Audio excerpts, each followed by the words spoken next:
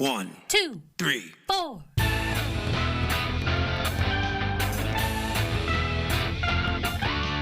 Monster movie. Fun time, go!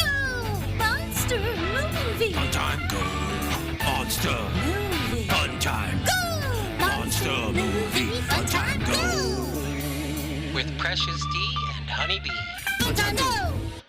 This episode is brought to you by Shopify.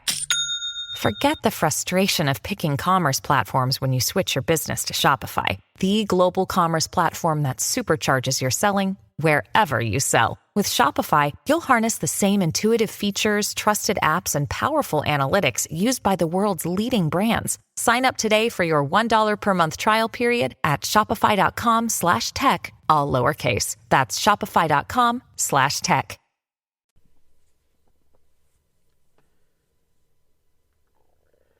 Ladies and gentlemen, boys and girls, friends and neighbors, welcome to Monster Movie Fun Time Go. I am one of your hosts, Precious D, and I am on my own today. Honeybee is still having some scheduling issues, but rather than leave you with nothing to listen to, I thought I'd talk a little bit about the new movie that came out this week. That's right, Godzilla x Kong, The New Empire, premiered this week. I went to see it opening night, Thursday night, in 3D. There were 3 Ds. And I enjoyed it. Might do a little bit of spoilers, not too much. I'm not going to do a whole breakdown, just sort of a brief review. Let's see. It was directed by Adam Wingard, and it stars Rebecca Hall as Dr. Eileen Andrews, Brian Tyree Henry as Bernie Hayes, Dan Stevens as Trapper,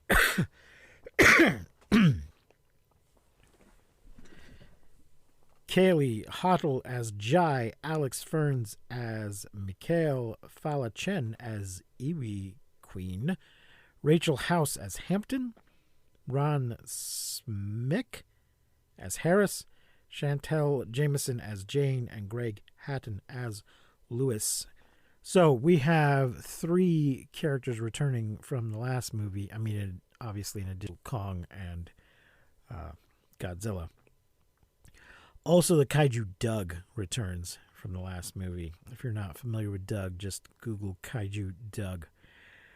But we've got Dr. Eileen Andrews, Bernie Hayes, and Jai returning from the last movie. I don't remember if the Doctor and Bernie interacted in that last movie, even though I just rewatched it.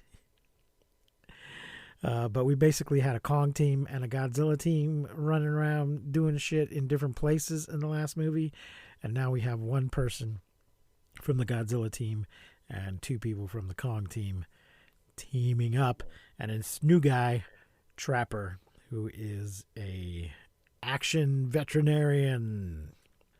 So this is the 5th film in the Monsterverse franchise. We had Godzilla, we had Kong Skull Island, Godzilla King of the Monsters, and then Godzilla versus Kong. And we also have 2 TV shows, Monarch and Skull Island cartoon. Monarch's on Apple, Skull Island is on Netflix. And of course there are a number of comic books that do a lot of backstory and side stories and stuff that are considered part of the part of the Monsterverse.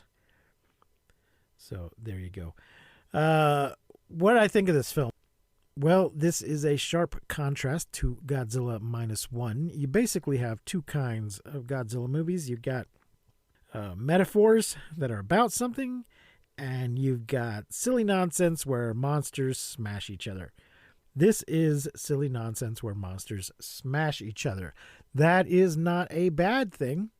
I'd say there are more of those kind of movies than there are the more serious metaphor movies.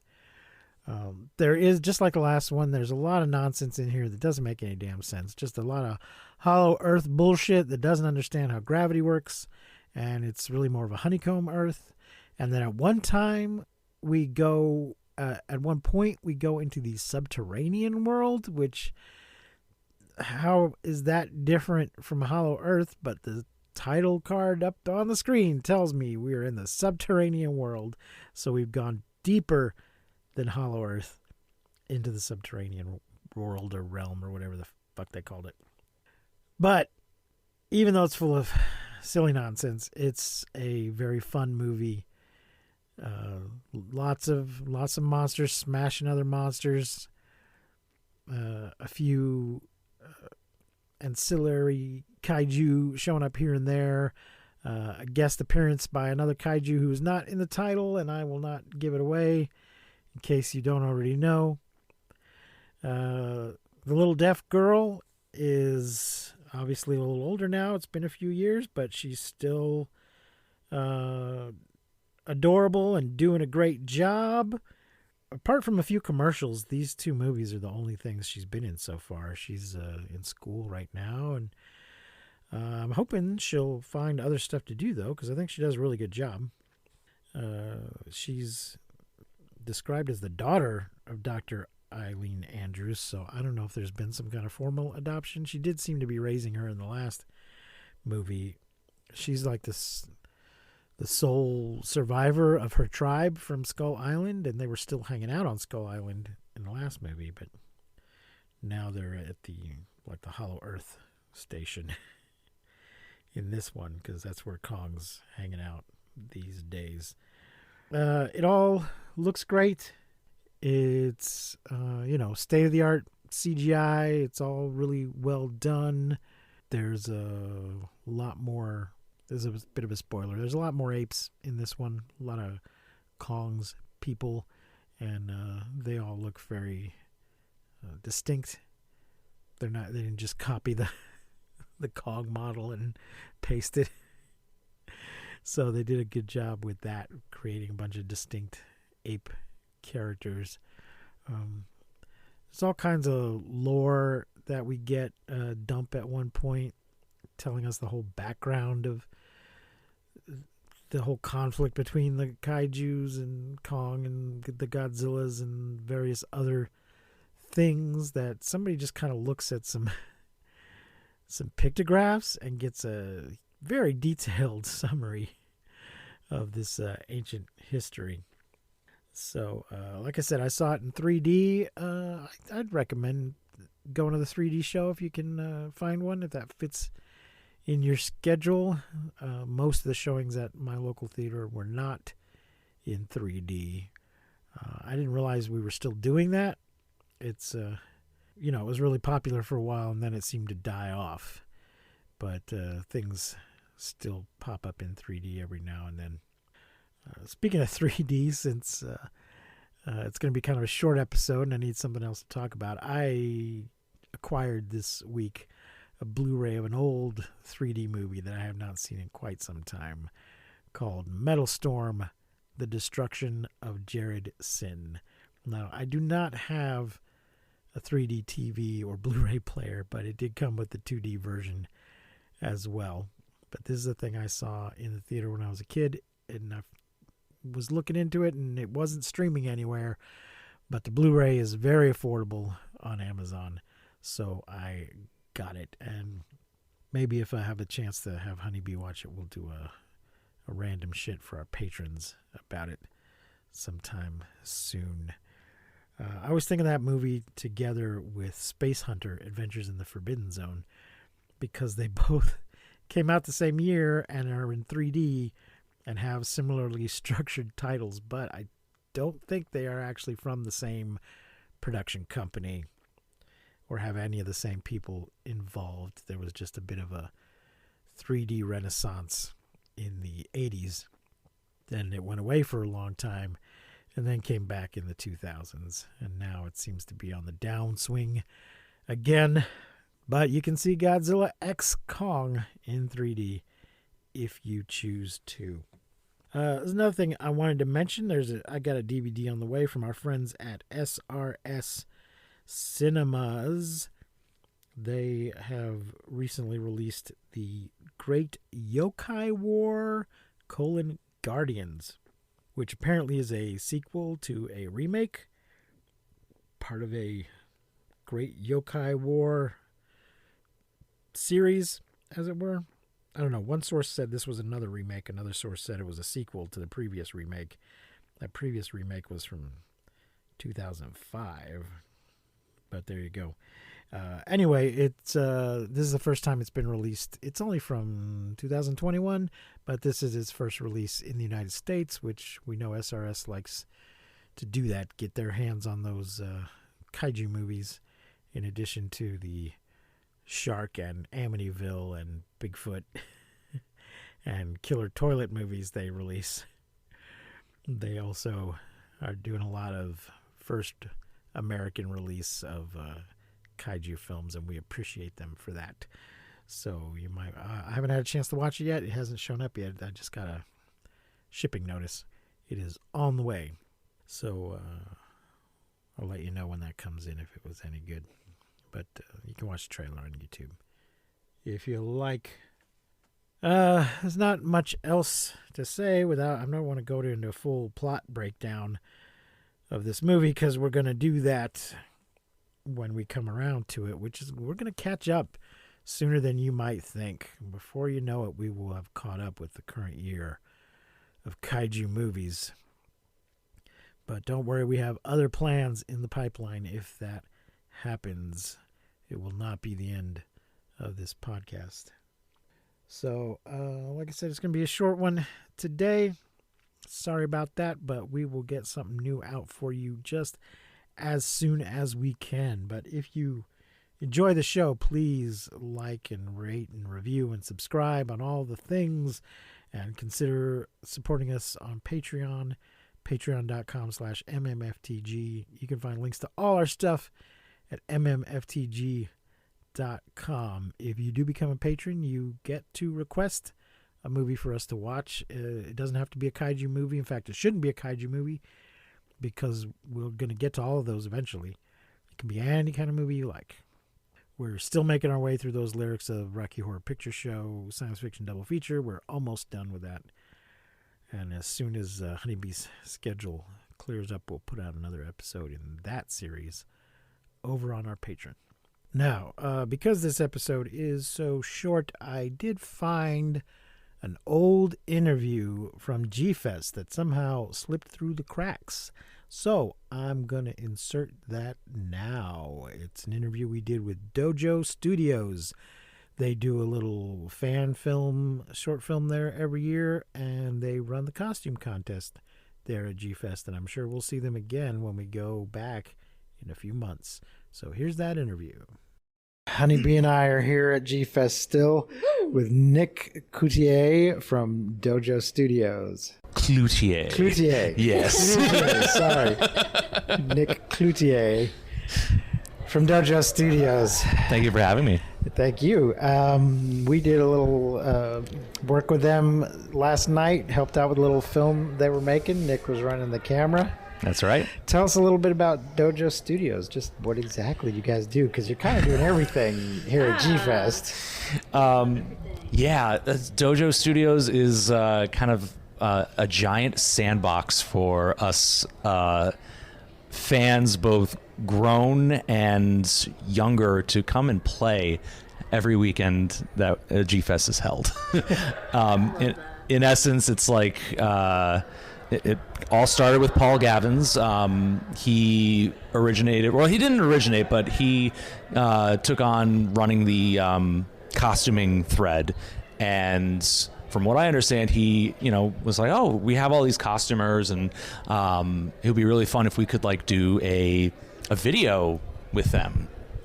And so in 2010, when G-Fest was being held right across the street over there at the Donald Stevens Convention Center, put an ad out in GFan of saying, oh, we're going to be filming a tokusatsu film. We're looking for interested volunteers, if you want to film or you want to participate, bring a costume and all this. And it was kind of a merging of people who had been participating in the costume thread, me and some others who eventually joined up, and we've just been kind of going ever since. Wow, 13 years later, here we are making a whole movie. That's right. So that's interesting. So the costumes came first and then the movie. And then the movie, yep. Awesome. Interesting. So, and we got the impression from what we did last night that you're sort of slowly adding to the mythology of your dojo verse. Yes. So our very first short that we made in 2010 was kind of like a bunch of costumers who, they had Toho related costumes, and so there was Godzilla, there was Gazora, there was Hedorah, and that was a lot of fun. And we decided, you know what, it would be a lot more fun if we kind of took G Fantas, who was in that initial film, but it would be a lot of fun if we took G Fantas and kind of built out a universe around him. And it's for two reasons. Number one, because we just want to, pay our respects to Toho and not, tread on their toes. They can be a little touchy with using their IP. Sure. It's their property, so we have to respect that. But also, it's just way more fun. And this is like, we're building out an entire universe, and we're not tethered to the things that have come before, but we can still pay homage to them in certain ways. Yeah. For listeners who don't know, G Fantas is the mascot for G Fest and for G Fan magazine. Yes, created by J.D. Lee's, late 90s, I think, early 2000s. Right. And he built the original G Fantas suit, which was featured in the first official dojo production in 2010. And J.D. was in the suit for G Fantas for the first 3 years. And then in 2013, we had Jacob Baker, who is a really astounding suit maker, crafted the G Fantas that you see today. And JD, I think, wore it for a year and then realized, I think I need to focus on running a convention, and I'm getting a little older, so I passed the baton on to our own Tristan, who has been doing a fantastic job ever since. Great. That's great. So the thing we were working on last night, yes. What was the title of it? So we're working on, this year's production is called Phase Alpha. Right. It's our take on the Ultraman universe, or an Ultraman vibe. Mm-hmm. Instead of Ultraman, they're called Raymen, and we're taking storylines, story threads that we've been building off of from past productions, and kind of trying to tie them up into this one, and it'll carry over to next year as well. Okay. When or where will we be able to watch it? Do we have to wait till next year to see it? Yes. Short answer, yes. Okay. Shooting these films is literally, we're locked. Well, normally we're locked in the dojo room. This year, it was Elena Gavins' idea to put us out in the convention. So yesterday, we were doing a lot of filming with our characters in and amongst the convention goers. Saw you in the elevator. Was awesome. Yeah, it was so cool. Before we even got to work with you guys, we saw you guys in the elevator filming, and I'm like, oh, they're doing it, and we could just see your little bit of the camera, in the elevator. It was so cool. It's so fun. So yes, the thing you filmed last year premiered at this. That's correct. G Fest. We saw that at the opening ceremonies last night. Mm-hmm. So.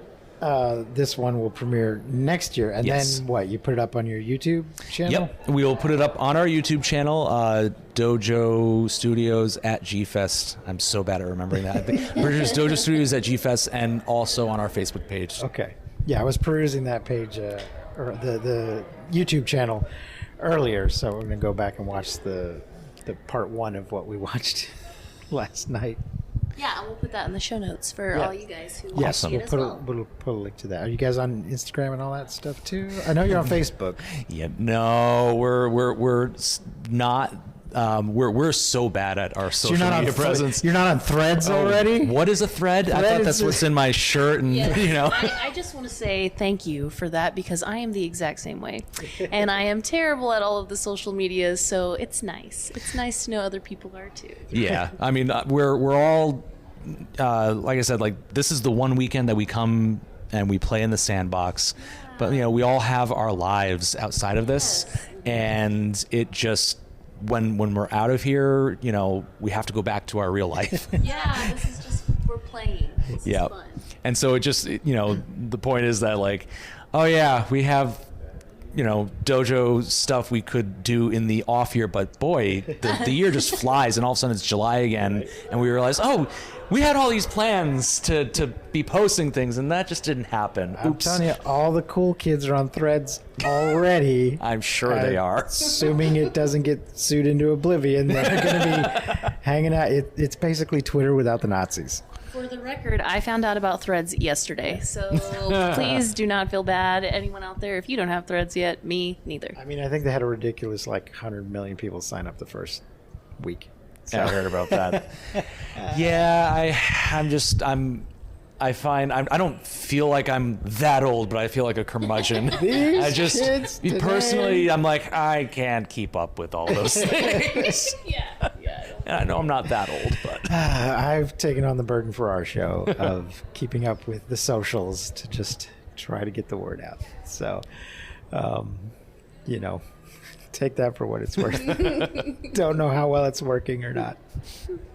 Well, Nick, thank you very much for talking to us, because I know you've had a long day. Yes, seriously, thank you so much, and we just saw everything that you were just doing we just watched the costumes, and it's late, and thank you so much for working with us also. Yeah, well, I thank you for having me, and I appreciate the two of you participating in the filming. I know it can be a big ask. Sometimes people go, oh yeah, I want to help out, and it's like, okay, sure, yeah, help us, and it's like 2 hours go by, and they're like, I want to go back to the convention now. I've done a little bit of this before, so I didn't have to lay on the floor in a puddle of blood. So this was a step up from some other stuff I've done. At least in the strain involved. Gotcha. That's Billy. That is no slight on the quality of what you did, but I had to lay in a puddle of blood. Shout out, Billy. All right. Thank you once again for joining us. And now back to our show, or whatever. I don't know what I'm cutting this into. I don't know what this is going to end up being. I was about to say thanks for letting us play with you, but I feel like that's a little strange. Phrasing. Thank you. Phrasing. As they say on Archer, phrasing. I will say thank you for playing in our sandbox. Yes. There Much you better. go. Much better. Take two. Use take two, please. All right. Thank you all for listening. If you go see Godzilla X Kong, The New Empire, this week or anytime soon, send us a message. Tell us what you thought. We will read your comments on the show. You can find the links to do that at mmftg.com. So, thanks for listening. I have been Precious D. Remember to keep calm and take shelter in basements. Please don't misuse science.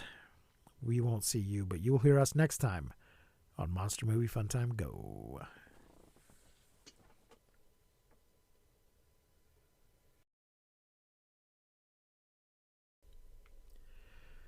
Now, because this episode is so short, I did find an old interview from G-Fest that somehow slipped through the cracks. So I'm going to insert that now. It's an interview we did with Dojo Studios. They do a little fan film, short film there every year, and they run the costume contest there at G-Fest, and I'm sure we'll see them again when we go back in a few months. So here's that interview. You've been listening to Monster Movie Fun Time Go. If you enjoyed the show, please rate and review us on your podcasting platform of choice. Our theme song is by the Texacato Folk Rock Punk featuring Lita Lopez. You can support the show, find links to our social media, and even leave us a voice message at anchor.fm/mmftg.